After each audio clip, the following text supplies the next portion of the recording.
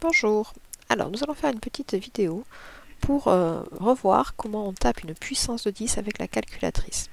Alors pour l'instant, je n'ai pas encore attrapé la calculatrice, je vous rappelle juste la notation en puissance de 10. La notation en puissance de 10 permet de simplifier l'écriture des grands nombres ou des petits nombres. Grand nombre, 2000, c'est pas encore très grand, mais ça on peut déjà le simplifier, c'est 2 fois 1000. Et 1000, c'est 10 puissance 3.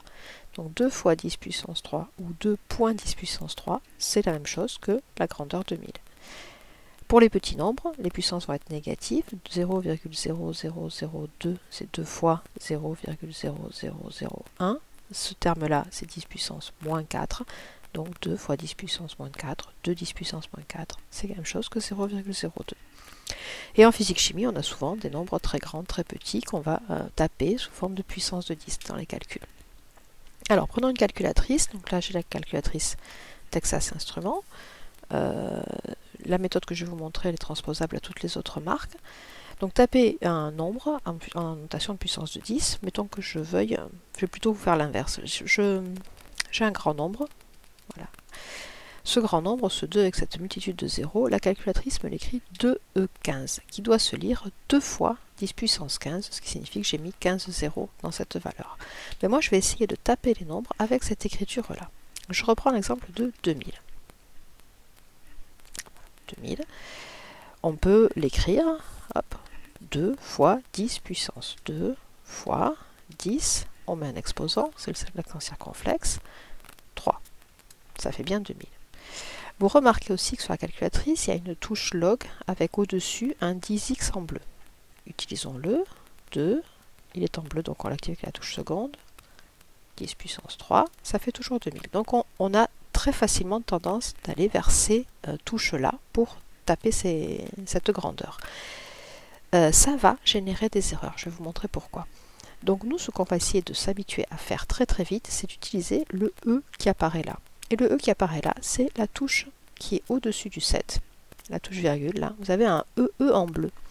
Si j'utilise ce EE, donc 2, je l'active avec la touche seconde, EE 3, donc là vous retrouvez l'écriture qui est la même qu'en haut, et ça fait bien 2000.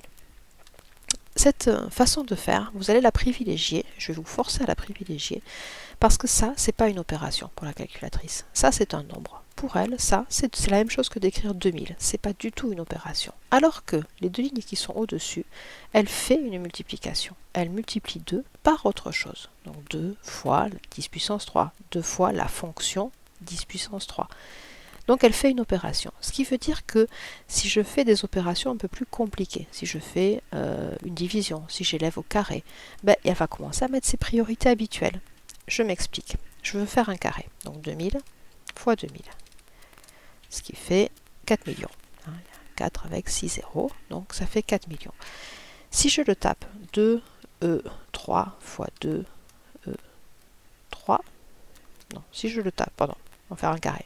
2000 au carré. Ça fait bien ce qu'il faut. Si je tape 2E3 au carré, ça fait bien ce qu'il faut. Par contre, si je commence à taper 2 fois 10 exposant 3, le tout au carré. Déjà, si je ne fais pas attention, je mets juste le carré là, paf, j'ai pas du tout ce qu'il faut. J'ai fait, qu'est-ce qu'elle a fait la calculette? Elle a fait 2 fois 10 exposant 3 au carré. Le carré, elle l'a juste appliqué au 3. Bon, ben on va essayer de l'appliquer à tout le 10x. Donc 2 fois 10 exposant 3, je décale ma petite flèche et je mets le carré maintenant. Ben, vous voyez, elle va appliquer le carré que à 10 puissance 3. Et j'ai à nouveau un résultat faux.